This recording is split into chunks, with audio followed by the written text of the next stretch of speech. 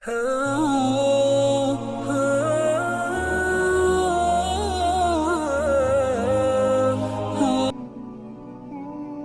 کی بابرکت شب نور، شب برات کے نام سے معروف اور مشہور ہے۔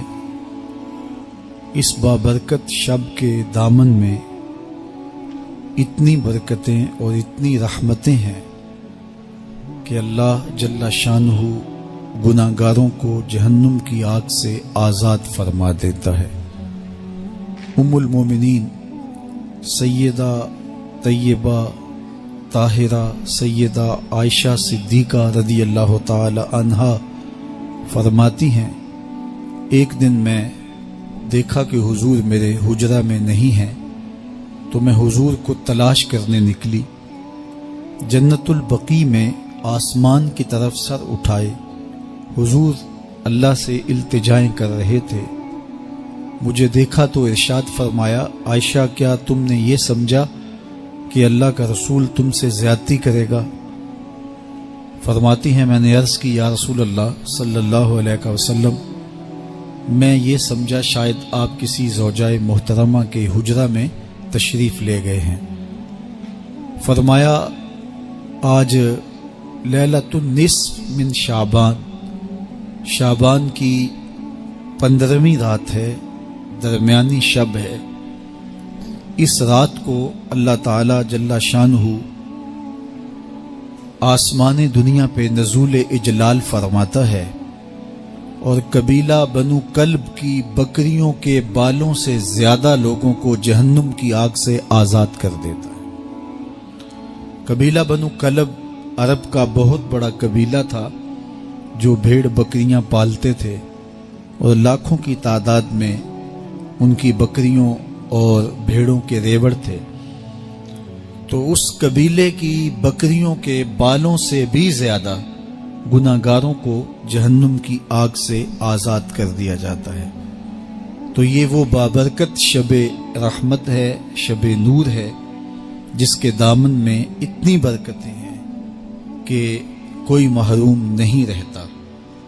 صرف وہ بد نصیب لوگ جو شرک میں مبتلا ہیں، جو سخت کینہ پرور ہیں، جو قطع رحمی کرتے ہیں، قاتل ہیں، عادی شرابی یا بدکار ہیں، انہیں اس مبارک رات میں محروم رکھا جاتا ہے، ورنہ اللہ کی رحمتوں کا عموم اس بابرکت راتوں میں اس قدر ہوتا ہے کہ کوئی گناہگار جو اس کے حضور ہاتھ دعا کے لیے اٹھاتا ہے اور اپنا دامن پھیلا کے اس کی رحمتیں مانگتا ہے، اسے محروم نہیں رکھا جاتا، بلکہ اللہ سب گناہگاروں کو جہنم کی آگ سے آزاد کر دیتا ہے۔ ایک روایت میں آتا ہے کہ اللہ لیلۃ النصف من شعبان، شعبان کی 15ویں رات کو آسمان دنیا پہ اپنی رحمتوں سے جلوہ گر ہوتا ہے اور فرماتا ہے کوئی رزق مانگنے والا، میں اس کی جھولیاں بھر دوں، ہے کوئی مغفرت طلب کرنے والا، میں اس کے گناہ معاف کر دوں، ہے کوئی مجھ سے عافیت مانگنے والا، میں اس کو عافیتوں سے نواز دوں، ہے کوئی فلاں چیز مانگنے والا، ہے کوئی فلاں چیز مانگنے والا۔ اس کی رحمتیں آواز دیتی ہیں، اور یہ آواز غروب آفتاب سے لے کر کے طلوع فجر تک مسلسل بندوں کو دی جاتی ہے، اور بندے اس کے حضور اگر دستے طلب دراز کریں، اپنی جھولی پھیلائیں، تو اللہ تعالیٰ ان کو ان کے مانگنے سے بھی زیادہ عطا فرماتا ہے۔ اس امت کو اللہ تعالیٰ نے اس طرح کی راتیں دے کر کے مغفرت، بخشش، غفران اور رحمتوں کی فراوانی نصیب کی ہے۔ میرے حضور نے ارشاد فرمایا، ایک شخص صبح سے لے کے ظہر تک مزدوری کرتا ہے، اس کو ایک قیراط ملتا ہے۔ ایک ظہر سے لے کر عصر تک مزدوری کرتا ہے، اس کا وقت تھوڑا ہے لیکن اس کو بھی ایک قیراط ملتا ہے۔ اور تیسرا شخص عصر سے لے کر مغرب تک مزدوری کرتا ہے، اس کو 2 قیراط ملتے ہیں۔ جبکہ اس کا وقت دونوں سے کم ہے۔